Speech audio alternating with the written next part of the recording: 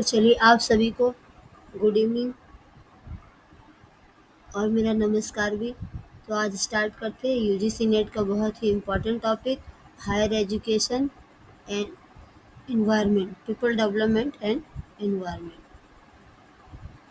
तो चलिए इसमें first question, which of the following is true about the library of Nalanda university.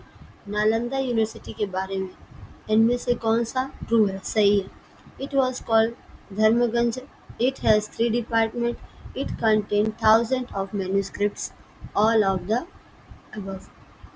हाँ, जो भी ये 3 स्टेटमेंट दिए गए हैं इन तीनों में से पूछा है कि कौन सा सही है नालंदा यूनिवर्सिटी के बारे में। तो इसको धर्मगंज कहा जाता था, ये भी सही है, और इसके 3 डिपार्टमेंट से ये भी सही है। कंटेन थाउजेंड ऑफ मैन्यूस्क्रिप्ट, 1000 से ज़्यादा भी इसमें मैन्यूस्क्रिप्ट्स जो है वो हुआ करते थे, तो ये सारे सही हैं। नेक्स्ट क्वेश्चन है, match the universities with their descriptions. A है Takshashila, B Nalanda, C Vallabhi and 4 Vikramshila. तो ए क्या है, तक्षशिला। इसका आंसर क्या है, Kautilya, Panini, were main scholars. तो तक्षशिला में मेन स्कॉलर कौन कौन से थे, यहाँ पे कौटिल्य थे और पाणिनि थे। तो ए का क्या होगा, आंसर 4 होगा। बी है नालंदा, नालंदा का आंसर क्या है, 3rd number. Hiuen Tsang came here in 7th century CE।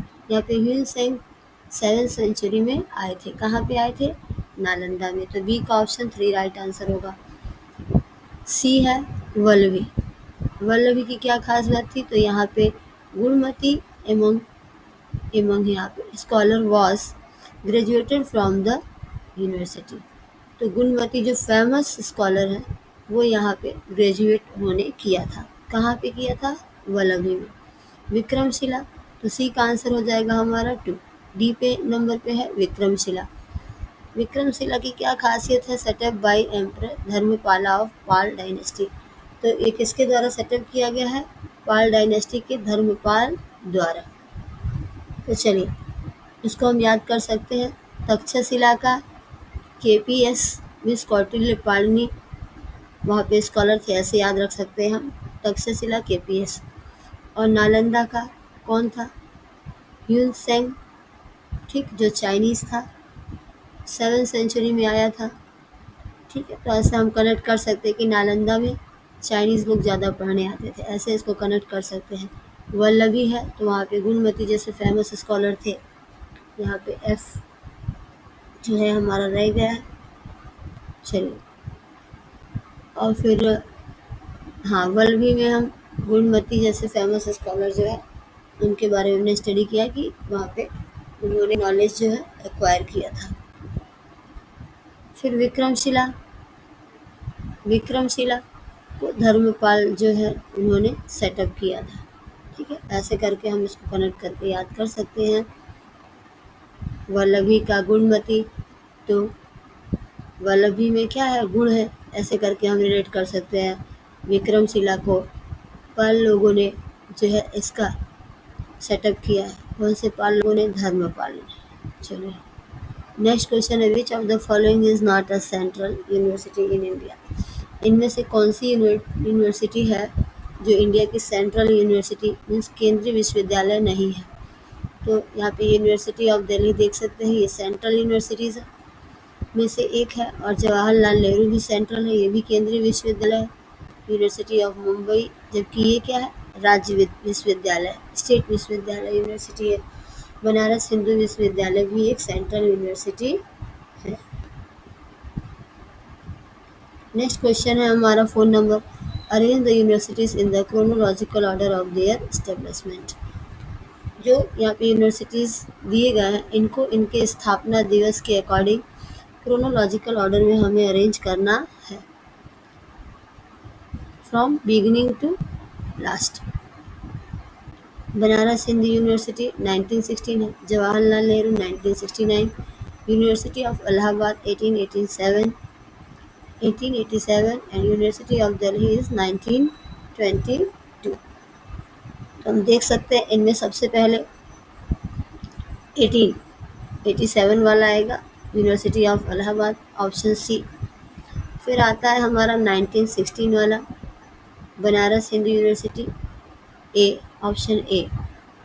इसके बाद हमारा आता है 1922, option D, University of Delhi. And at last आएगा option B, 1969, Jawaharlal Nehru university.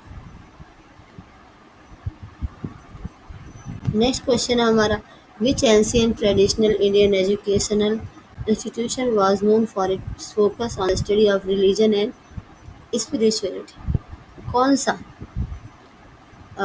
Ancient Indian education institution है जो कि फोकस करता था रिलीजन के बारे में स्टडी में और स्पिरिचुअल स्टडी के बारे में फोकस करता था? तो वो है हमारा गुरुकुलम। गुरुकुल में क्या रिलीजन और स्पिरिचुअल स्टडी के बारे में फोकस किया जाता था। चलिए अब यहाँ से हमारे question people development and environment के, which of the following pollutants has the least residence time in atmosphere? इनमें से कौन सा पॉल्यूटेंट्स जो है एटमॉस्फेयर में ज़्यादा समय तक, सॉरी ज़्यादा नहीं, लीस्ट मीन्स क्या होता है, सबसे कम समय तक एटमॉस्फेयर में रह सकता है? तो वो है मीथेन CH4, 8 साल तक ये एटमॉस्फेयर में रह सकता है। Next question, what is the most dynamic layer of atmosphere in terms of climate and weather condition?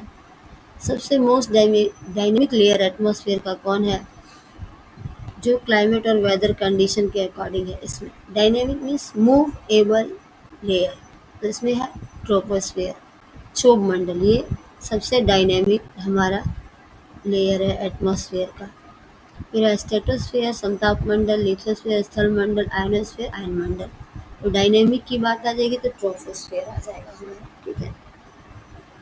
ऐसे याद हम रख सकते हैं, dynamic troposphere DT, movable T, मतलब आप मूव करते रहिए और T का कप लेते रहिए। नेक्स्ट, अब इसमें हम एबायोटिक और बायोटिक कंपोनेंट्स के बारे में जानेंगे। एबायोटिक क्या होता है, नॉन लिविंग, और बायोटिक क्या होते हैं, लिविंग होते हैं।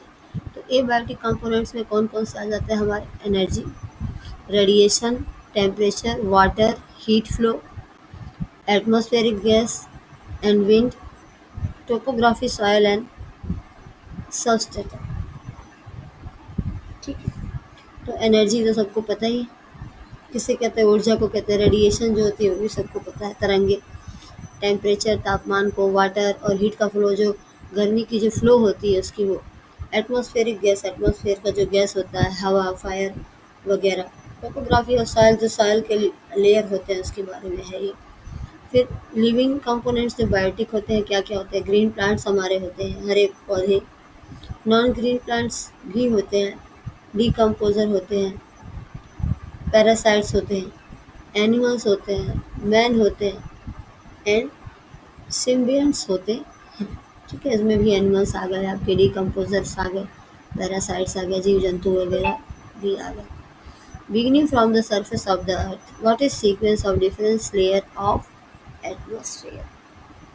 तो इनको हमें बिगिनिंग से अर्थ सरफेस के लेयर से देखना है कि इनका सीक्वेंस क्या होगा।